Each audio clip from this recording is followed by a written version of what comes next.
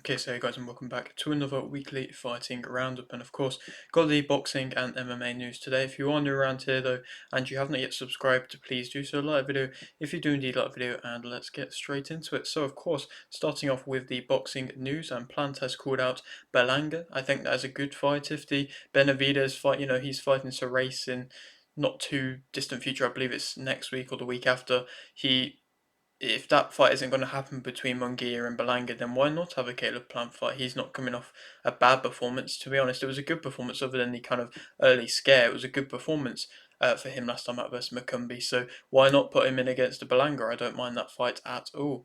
Zepeda versus Stevenson won't happen. Zepeda seemingly got an arm injury of some sort, so that won't happen. There's been a lot of back and forth as per usual, but perhaps even more than normal between Golden Boy and Matchroom this week. So, you know, that's not going to happen. Ortiz versus Ennis isn't going to happen at the moment as well. So, like I say, there's a lot of things going on between them that just doesn't seem to be working out too well. But as announced today, Stevenson's going to fight Schofield. So, like I say, it seems like that's still a good matchup, and Golden Boy are still to an extent willing to work with Matchroom. Brown has joined Matchroom. That is a big Olympian signing, projected on to be the next Anthony Joshua. We'll see. It's high expectations, but we'll see. Neo has signed Bamba. That is, Neo is in the musician, has signed Bamba. I don't know why. He's just gone into the boxing management scene. Duffy will fight December 7th. Shah will fight Pulev December 7th. Will that actually happen? It's meant to be this week. We'll see. It's been rearranged, I believe, once or twice now. I've already done a prediction on it, so if you want to go back and watch that, my opinions haven't really changed. But I suppose it'd be interesting to see if it actually does happen or not, even though it's not really a big fight. Beterbiev vs Bivol 2 and Dubois vs Parker are set to fight February 22nd, as announced. Pretty much right whilst I'm recording this, that is the case. That is going to happen. I'm going to speak a bit more about that monster of a card next week. But just for the moment, like I say, that is going to happen. WO have ordered Cattrall versus Barboza Jr. Stevenson is in talks to fight Schofield, of course, February 22nd, like I mentioned, and that is happening. Crocker is in talks to fight Donovan. Golden Boy may block Garcia versus Ampo, so Golden Boy have basically come along and said that Garcia isn't allowed to have this exhibition in Japan without it going through Golden Boy and without them being able to, I think, show it on DAZN or have their name or their brand involved with it. So it seems like they might block that, which, to be honest, I mean, I don't really mind if it gets blocked or not, to be honest. White and Farrington will fight December 8th. Chisora versus Wallen, Parker versus Hutchinson, Rafferty versus Gardner, Abdullah versus Miller, and Heaney will fight February 8th. I think that is a good British card, a kind of more pure British card, where it is probably one of the biggest British cards we have around at the moment. And like I've been saying, with these Riyadh season cards, which, like I say, are monster cards and are great cards, it does take away from some of these kind of big, just pure UK cards, and there hasn't really been too many of them since Riyadh season's come along, and this year in general. But Queensbury have been good at pumping out a couple, and this is one of them. I think Chisora vs Wallen is an interesting matchup. I don't think it's as exciting or going to build as much hype as Chisora vs Miller was. I don't necessarily know why that hasn't happened. I'm not too sure what reason Miller has to not be fighting, if Queensbury didn't want to work with him, or like I say, I don't know. It seemed like that was kind of destined to happen, but nonetheless, Wallen is still a good fighter and he's still a good opponent. Chisora probably gonna have that one more fight afterwards, seemingly, but this is still branded as the last dance. I think Parker versus Hutchinson is a great fight though, and I think it's definitely going to be interesting to see how that one plays out. And there's a few other good ones as well. Rafferty versus Gardner, it's a goodish fight. Rafferty, it's going to be interesting to see, because he was kind of getting pieced up in that last fight, but then just came back because his opponent just tired out. But if he's going to be able to do the same again, I'm not too sure. Abdullah vs Miller is a good fight, and Heaney, it's going to be interesting to see who he comes back against. Kind of, dropping off being this big Queensbury name now, and if he loses another one, I'm not too sure where he will go. Ake Sugi versus Palikte, Nunes versus Baez, Banks, Hernandez, and Benjamin will fight December 11th. Klitschko was in talks to come out of retirement to fight Dubois. I'm not too sure where these talks even started from or why these came about. It's not going to happen, but it was just interesting to see that this was even announced as a thing that could have happened. Well, it wasn't talked about when it was in talks, but now that it's not going to happen, I think it's a good thing it's not going to happen. I don't think it should happen, but it's just interesting to see that was even a thought that was even talked about. The IBF have ordered Bacoli versus Ajagba. That would be kind of like a final eliminator. Perhaps that might happen.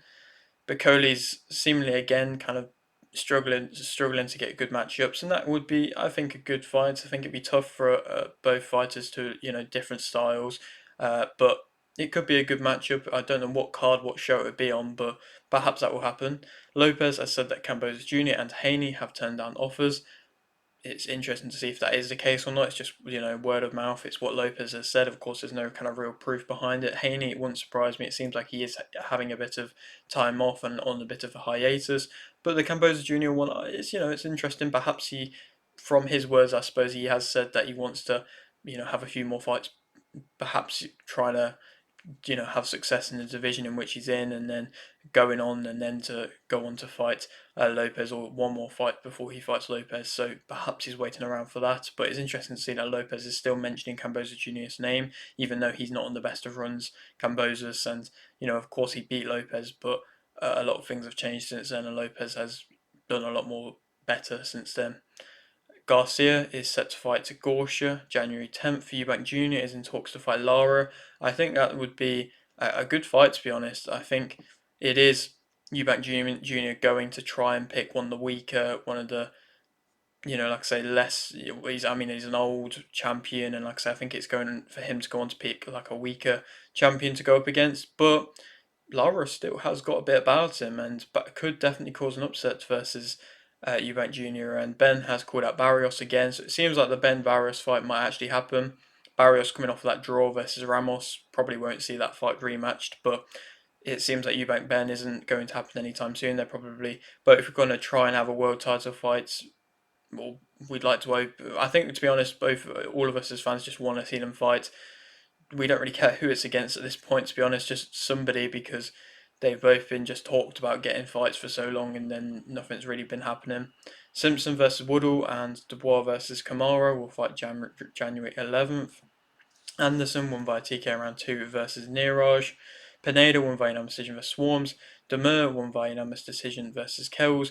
Deji won by KO in round 3 versus Savage. Spencer won by majority decision versus Nick Lamau. Jarvis won by TKO in round 3 versus Williams. Pappy won by KO in round 3 versus Kenny.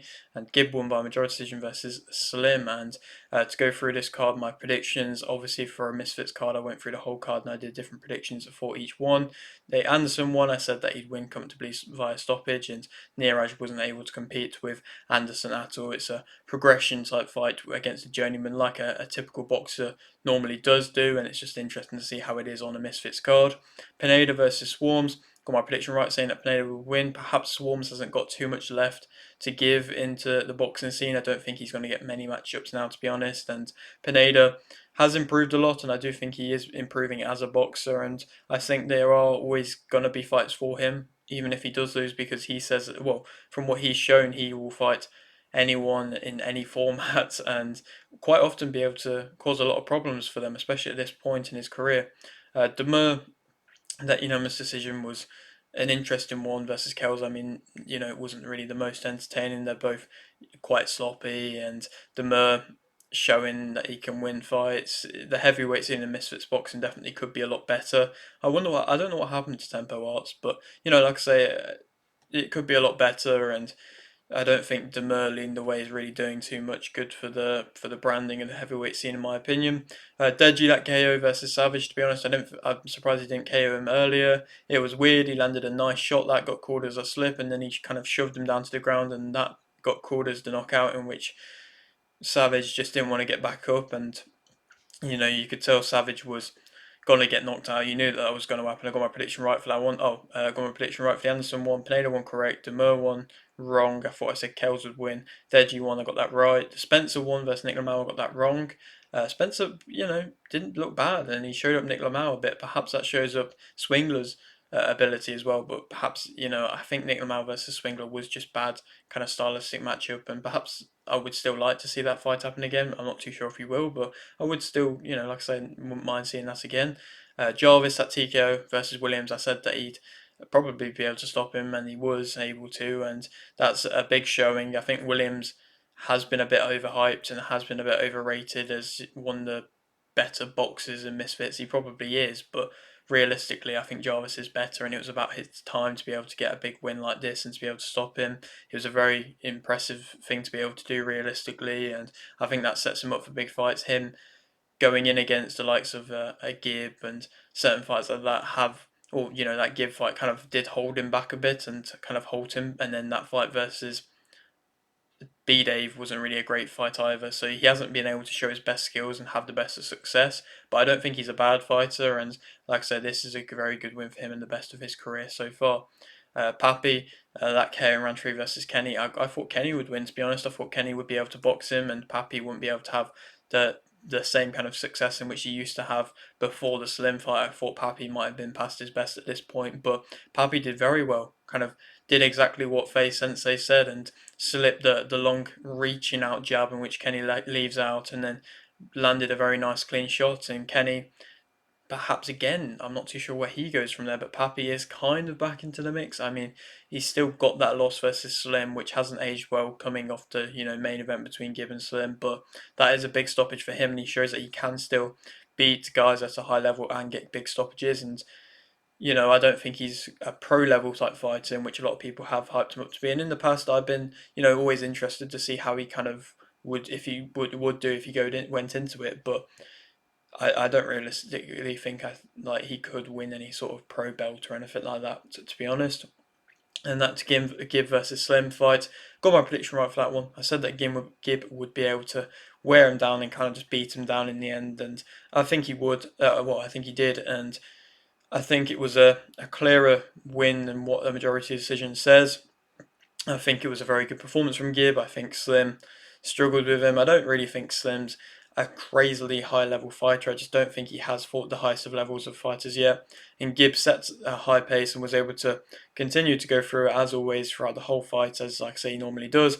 And yeah, that win by majority decision was a great win for him. I'm not too sure where he goes next. Obviously, there's been some sort of a back and forth between him and KSI, but KSI has apparently said he will fight the winner of Fury versus Till. So that's probably going to happen, and I don't really think I care for KSI versus Gibb, to be honest, but Gibb's just achieving everything he wants to achieve, to be fair, and I'm not too sure where he can go. I mean, he's labelling himself the greatest influencer boxer of all time, and so, I mean, he's taken a bit of a claim for himself, to be honest. If, obviously, if he fights KSI, that will probably answer that question, because Jake Paul's probably gone away from being an influencer boxer a bit now, but I don't know.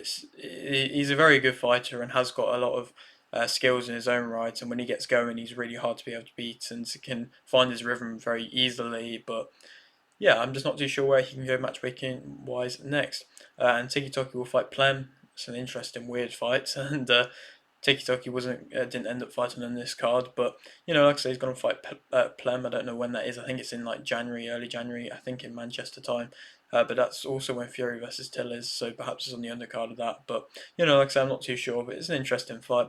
Davis will fight Roach March 1st, back to the professional, high level fighting, and this was an interesting fight. Obviously, Roach is a world champion, but of a lower weight division, so I don't think he's going to be able to cause many problems power wise to Davis. I mean, he's not really known for his power in the super featherweight division, so I don't think him coming up to lightweight he's going to, suddenly become that powerful puncher. But he's a good boxer, and it's going to be difficult, I think, for Davis to be able to set up shots on him, and he definitely shouldn't overlook him, but I don't think Davis is one to really overlook opponents. But nonetheless, he's back fighting March 1st, and in general, when he is fighting, he's always going to bring entertainment and bring eyes to the sport, which is always what I want. Jarvis versus Rodriguez and Vosiutu versus Nico will fight December 13th. Chisora has called out Ngannou.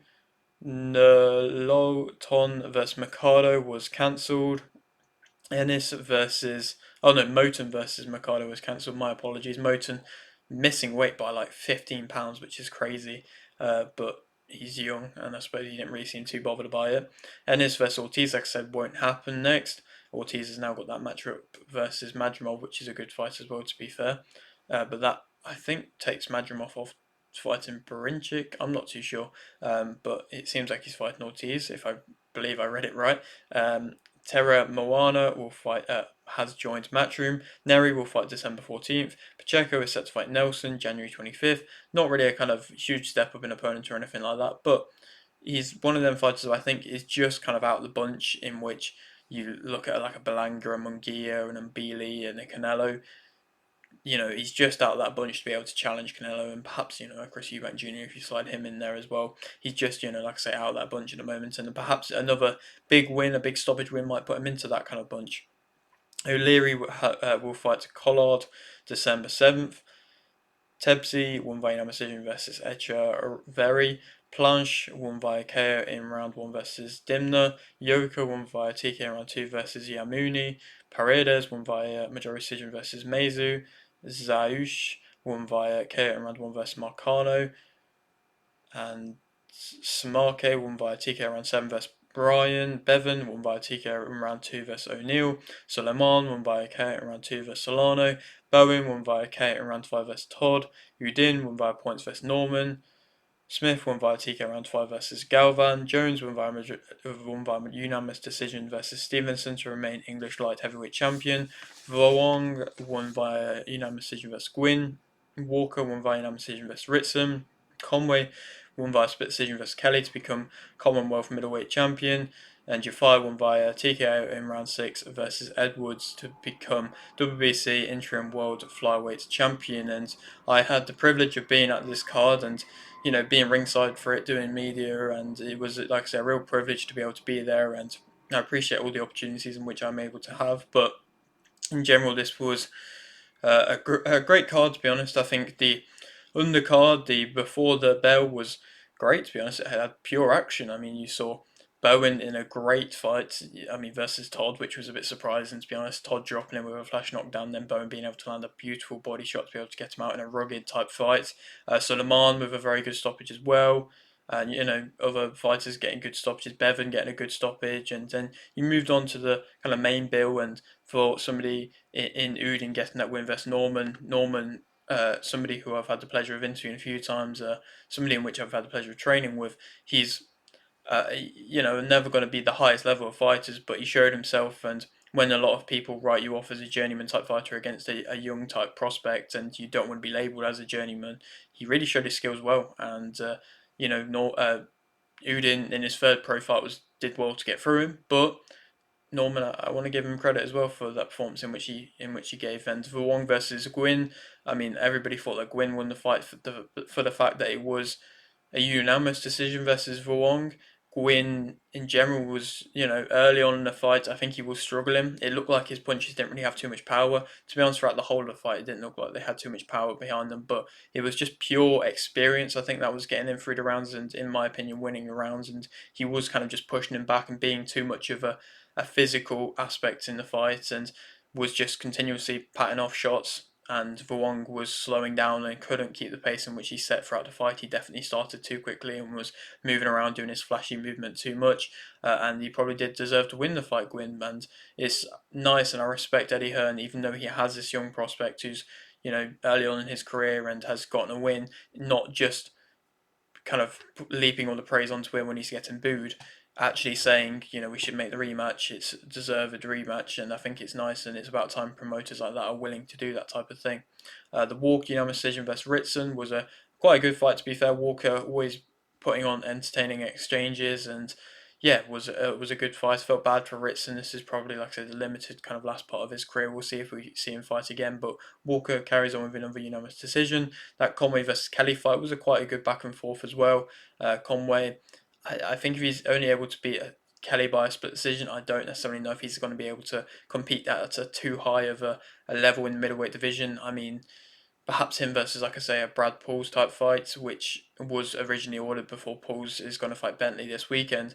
That could be a good fight. But if you look at like a Bentley or anybody past that, or Shiraz, I think he does get beaten quite badly, to be honest. And then that Yafai win, that kind of went viral, to be honest. Everything that happened with that, and the Edwards second round saying that he doesn't really want to be there. It is, always going to spark these questions of, if you're a coach in that corner, are you going to pull him out or not? Perhaps he should have done, his coach, but he let him stay in there. He's good that he didn't get badly hurt, to be honest. Edwards, it was sad to see, being in the post-fight press conference, seeing him, upset, and showing that his emotions and showing how much boxing has meant to him, but how much he's had to give. And Yafai in the end did what he had to do, was explosive and in your face and landing a lot of punches, and he did and deserved to get the stoppage. Realistically, I'm quite glad the ref jumped in when he did, but it is interesting to see how much boxing does take out of you mentally and how much it does drain you. And for a champion like that to go out and say that, I respect him for doing that. And it's just interesting. He's been a great fighter, to be honest. He's been very entertaining with all his words, as obviously, of course, he has, throughout his career. But that is the end of his career now. We probably will see him around in commentary, and he has management as well and things like that. But now he's retired. Jafai is going to move on. I don't think he's quite ready for a world title yet. I don't think that version of Edwards has really set him up for a world title. But nonetheless, it was still a very good stoppage. And a few more fights. I don't necessarily know how many more big ones in the UK he can have, but we'll see. Perhaps he'll be out in China within the next year or so. Moving on now to the MMA news. There's not really too much this week because there wasn't really a big MMA event, bar the PFL $1 million event, which I'll speak about in a moment. Jackson's called out Paul. He's called him out into an MMA fight. Perhaps that could happen. Paul hasn't really got many options of where he can go, to be honest.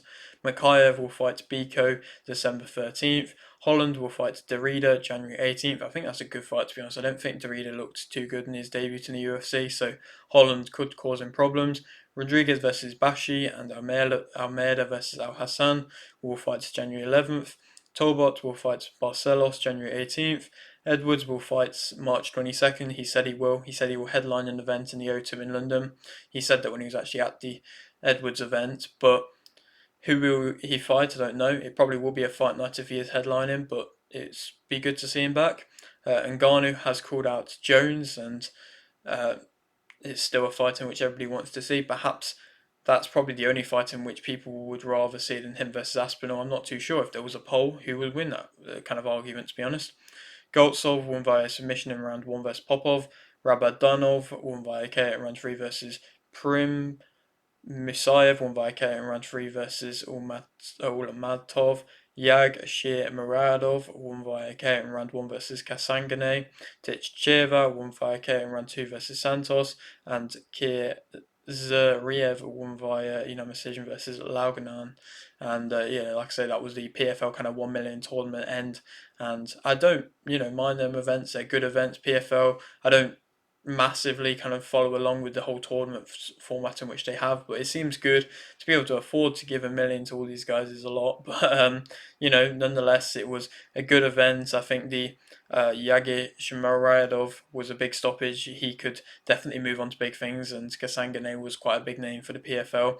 Ditchcheva becoming the first female MMA UK champion, I believe, ever, was a big achievement, and she looked very good. And stopping Santos in the way she did was a big statement, and I think the UFC are definitely going to be watching her and seeing where she can progress. But I think in general, these fighters, are going to get watched by the UFC and probably are still going to want to go to the UFC no matter what happens. If the offer's on the table, they're probably going to still want to go. But nonetheless, it's interesting to see, like I say, the PFL trying to put on big events and, achieving with them. And on weekends like this, when there isn't any UFC fights, UFC cards, they definitely do stand out and they do look good. But yeah, that is it for today's video. Hope you did enjoy. Like it if you didn't, like video, subscribe if you're new, and thanks for watching.